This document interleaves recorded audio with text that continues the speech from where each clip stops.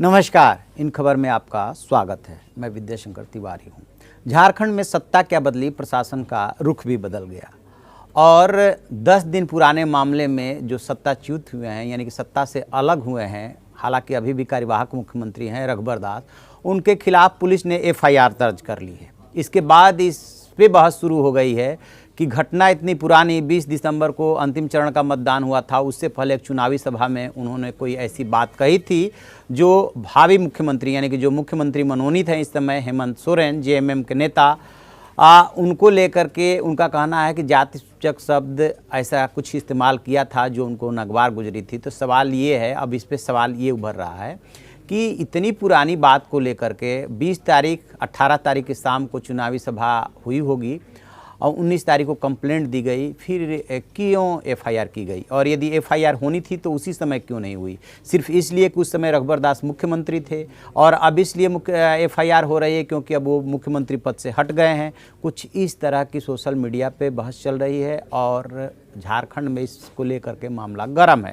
हेमंत सोरेन जो है 29 नवंबर को मुख्यमंत्री पद की शपथ लेंगे। इससे पहले वो आकर के कांग्रेस की अंतरिम अध्यक्ष सोनिया गांधी को इनवाइट कर गए हैं और ढेर सारे उनके सामने चुनौतियां हैं। लेकिन उससे पहले सीएम पद की शपथ लेने से पहले उन्होंने एक होशियारी ये की है कि क्लियर कट मेजोरिटी मिलने के बावजूद, यानी कि 47 सीटें मिलने के बावजूद जेवीएम को अपने साथ साध लिया है, यानी कि झारखंड विकास मोर्चा, बाबूलाल मरांडी, और सब कुछ ठीक रहा तो इस पार्टी को भी सरकार में प्रतिनिधित्व मिलेगा। मतलब एकदम साफ है कि आजसू और बीजेपी को छोड़ करके बाकी सब गठबंधन के साथ, छोटे दलों को छोड़ भी दीजिए, हालांकि सैद्धांतिक रूप से वो उधर ही जुड़े हुए हैं, तो एकदम पाला खींच गया है।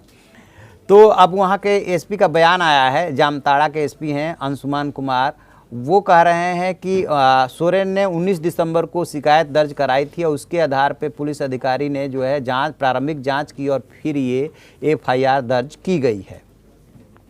और ये जो चुनावी सभा में उनके ऊपर जाति सूचक शब्द का इस्तेमाल किया था उसको लेकर के उन्होंने की थी, उसमें साफ साफ उन्होंने कहा कि मेरी भावनाएं आहत हुई है, इस वजह से ऐसा मैं कर रहा हूं। और उन्होंने ये सवाल भी उठाया था कि क्या आदिवासी होना अपराध है।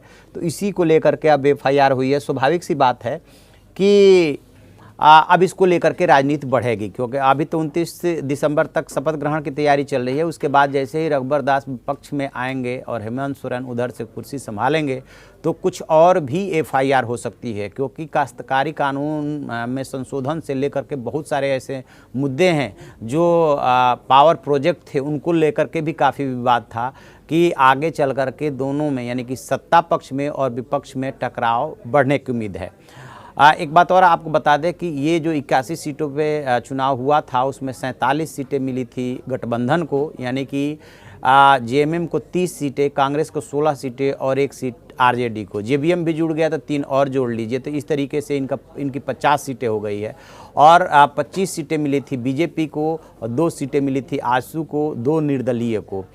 तो ये कुछ वहाँ का समीकरण बना था। तो देखते हैं कि आगे झारखंड में राजनीति अब कौन कौन सी करवट लेती है, क्योंकि उधर रघुबर दास का कहना है कि उनके पार्टी में ही जयचंद हैं तो वो क्या करें, यानी कि एक तरह से उन्होंने सरजू राय की तरफ इशारा करके निशाना साध दिया है।